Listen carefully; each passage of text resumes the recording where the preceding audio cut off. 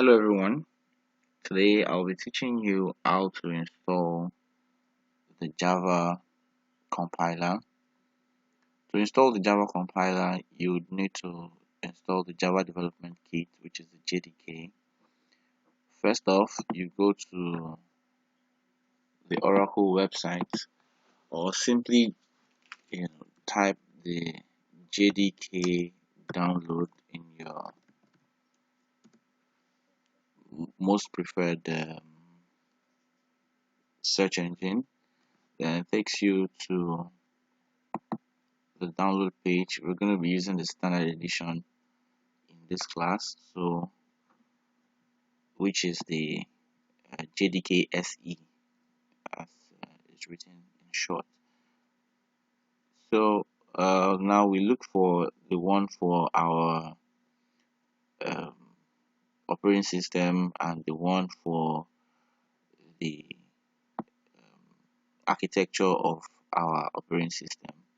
In my case, I'm using a Windows 10 64-bit computer, and I'll be downloading the 64-bit version of the JDK. However, for those of you who do not know how to check the architecture of your operating system, you can simply open a Windows Explorer page and then go to Properties,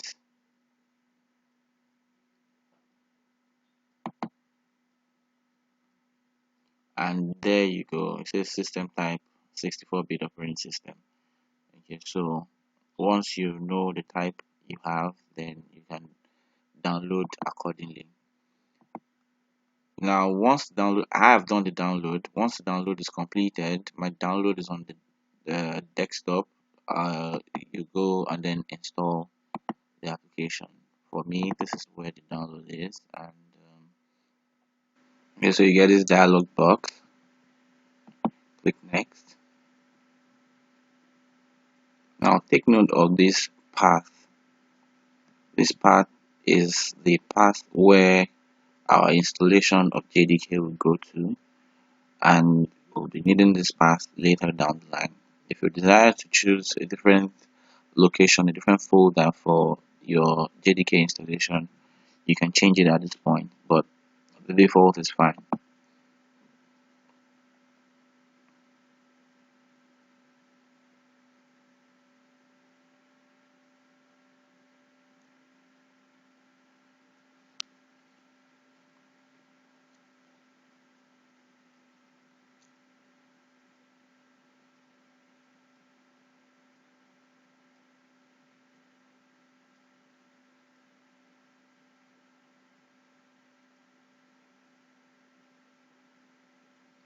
Okay, and once that's done, it will ask us to install the JRE, which is the Java Runtime Environment as well, and that will also install.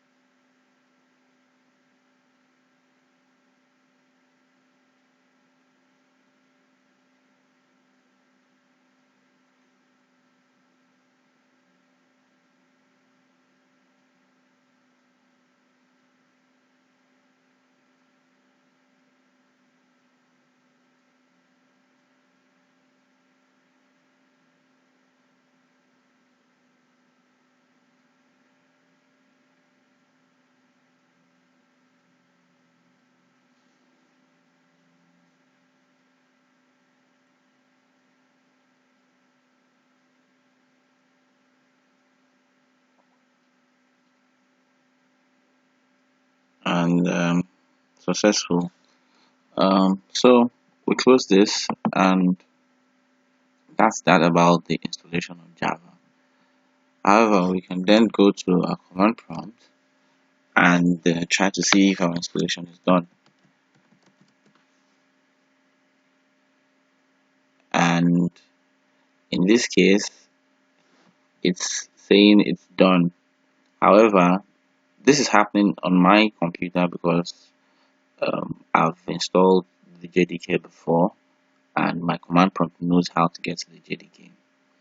On your computer, you get an error and you don't get this message that shows you the syntax for using the Java command. Now, the JDK, the path I asked you to take note of, let's go and inspect that path and see what exactly has been installed for us by that installation. Now, if we go to the C drive, we'll go under our program files, and then we go to Java, and then we see our JDK 1.8 all here, and this is the installation. However, the things that we seek are in the bin folder. Now, if you go through this bin folder, you'll see the Java, which is the Java compiler, and then you see the Java itself, which contains the JVM that would execute our compiled bytecode. Now, all that we need to do is to copy the address and then paste it under our environment variables. Now, pasting it in our environment variables would enable our computer know how to get to the um, Java, such that then in your command prompt, when you type Java, then it knows where to look for Java. So now we'll copy this address and then go to System Properties, and then we go into our Advanced System Settings, then Environment Variables, and then under the path for our system variables, we click on Edit, and then we click on New, and then paste the um, the address that we copied, which is already here. Now, if I were to remove this address, that is, I'm deleting it. I'm clicking OK on all my dialog boxes, and I open a new command prompt, and I typed Java. Then we see that it says it's not recognized as an internal or external command, operable program, or batch file. This is the error you would have gotten if the environment variables, the path variable of the environment variables is not um, edited to add uh, the path of installation of the JDK. So I'll just simply paste this.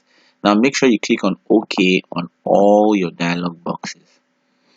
Also, if I go back now and then type Java, I'll still get the error because this particular command prompt